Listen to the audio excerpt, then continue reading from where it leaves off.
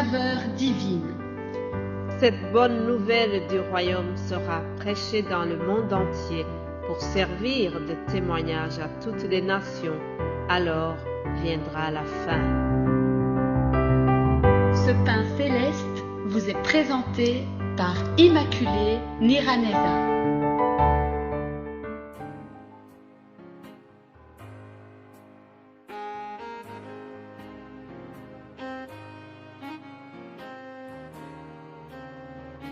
Bienvenue très chers amis à l'écoute de l'émission Saveur divine. J'élève le nom de l'Éternel avant toute autre chose.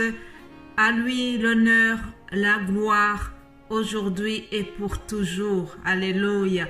Je remercie Dieu qui me donne le souffle de vie ce matin. Je continue à remercier vous tous qui m'encouragez.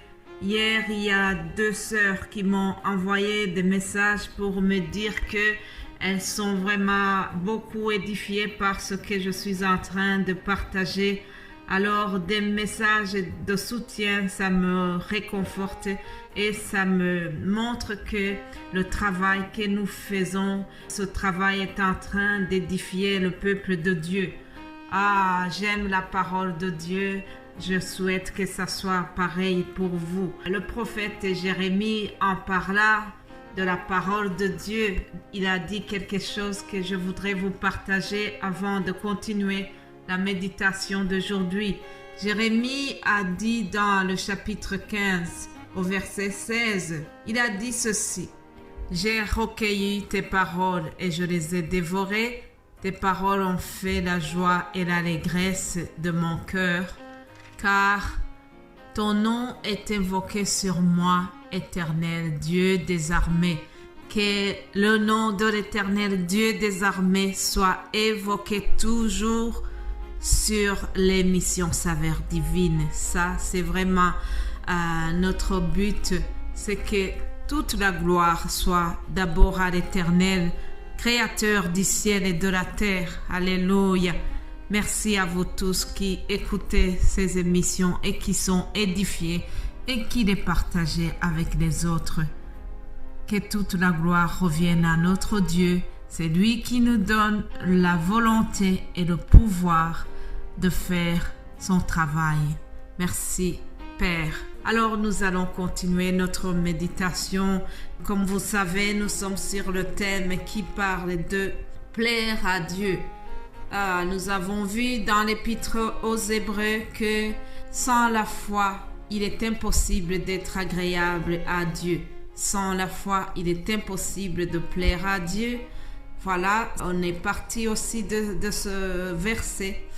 Et hier, je vous ai dit que notre foi doit être conquérante. Aujourd'hui, je continue en vous donnant quelques attributs de notre foi. La foi doit être conquérante, mais aussi elle doit être transformatrice. La foi doit transformer la personne qui vient de recevoir Jésus-Christ dans son cœur. La foi doit apporter une certaine réforme dans notre vie. Alléluia. Lisons 2 Corinthiens 5, verset 17. L'apôtre Paul écriva donc aux Corinthiens, il leur dit: « Si quelqu'un est en Christ, il est une nouvelle création. Les choses anciennes sont passées, voici toutes choses sont devenues nouvelles. » Alléluia. Voilà ce qui doit se passer, chers amis. Lorsqu'on est en Christ, les choses deviennent nouvelles. Les anciennes habitudes sont oubliées. Nous devons adopter les habitudes qui vont avec la foi que nous avons en Jésus. Notre foi doit réformer notre intérieur. En effet, l'intérieur de l'homme doit être changé.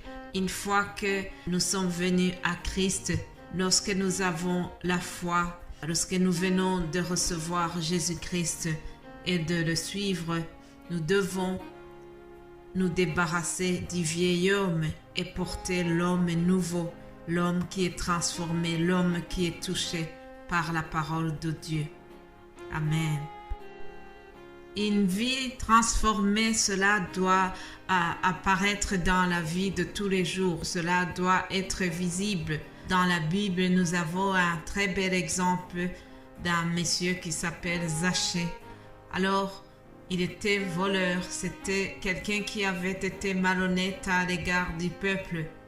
Cependant, lorsqu'il a rencontré Jésus-Christ, sa vie a été transformée et il a témoigné cela par des actes que je vais vous lire parce que comme je vous ai dit, je me réfère toujours à la Bible. Alors lisons l'évangile selon Luc 19 à partir du verset 8. Nous voyons ce que Zachée a fait. Je ne vous lis pas tout le passage, mais il est bien que pour avoir tout le contexte, vous pouvez lire du 1er au 10e verset. Étant donné que le temps est très limité, l'objectif c'est que cette émission dure maximum 10 minutes. Parfois je dépasse les 10 minutes, mais j'ai toujours envie que ça ne soit pas très long. Alors lisons l'évangile selon Luc, chapitre 19 au verset 8. Il est écrit: Mais Zachée se tenant devant le Seigneur lui dit: Voici, Seigneur, je donne aux pauvres la moitié de mes biens, et si j'ai fait tort de quelque chose à quelqu'un, je lui rends le quadruple. Jésus lui dit: Le salut est entré aujourd'hui dans cette maison, parce que celui-ci est aussi un fils d'Abraham, car le Fils de l'homme est venu chercher et sauver ce qui était perdu. Alléluia. Voilà, chers amis, une foi transformatrice. Zachée venait d'avoir la foi en Jésus-Christ. Zachée venait d'être touché, venait d'être transformé. Son cœur était brisé. Alors il s'est repenti. Il a regretté ses actes et il a voulu dédommager celui qui l'a offensé. Il a remboursé ce qu'il avait volé, et non seulement il a remboursé la somme volée, mais il a proposé de rembourser 4 fois ce qu'il avait volé. Vous vous rendez compte, remboursement de 4 fois. J'imagine que les villageois de Zachée qui avaient été arnaqués, ils étaient très contents de voir le remboursement quadruplé. Un cœur qui se repentit, voilà un cœur qui plaît à Dieu. La meilleure façon de plaire à notre Seigneur, c'est de regretter les mauvais actes qu'on a commis et puis demander pardon. Et même, si possible, faire des dédommagements comme l'a fait Zachée. Alléluia, je rends grâce à Dieu qui transforme le cœur de l'homme. Je rends grâce à Dieu pour le Saint-Esprit qu'il nous a envoyé. C'est grâce au Saint-Esprit que nous pouvons être touchés, être sensibles à la parole de Dieu et puis prendre des décisions pour changer. Je prie que tout ce que vous avez écouté ces derniers jours puisse vous toucher et puisse vous pousser à prendre des décisions de transformation, des décisions de faire la réforme dans notre vie, si cela n'est pas déjà fait. Dans les émissions du mois passé, je vous ai déjà donné un témoignage d'un certain Yanis Gauthier qui aussi a été touché par la parole de Dieu et qui a vu sa vie transformée d'un ancien gangster, un ancien braqueur des banques.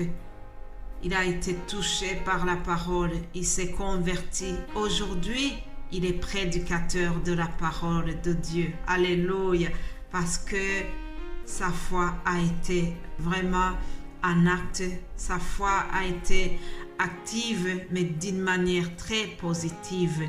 Voilà une autre manière de plaire à Dieu lorsque nous mettons notre foi en action en faisant des bonnes choses qui plaisent au Seigneur. Voilà, chers amis, je vous souhaite alors de continuer à méditer sur ces paroles que je vous ai partagées. Demain, nous allons clôturer ce thème Passez une excellente journée sous le regard de notre Seigneur. Amen.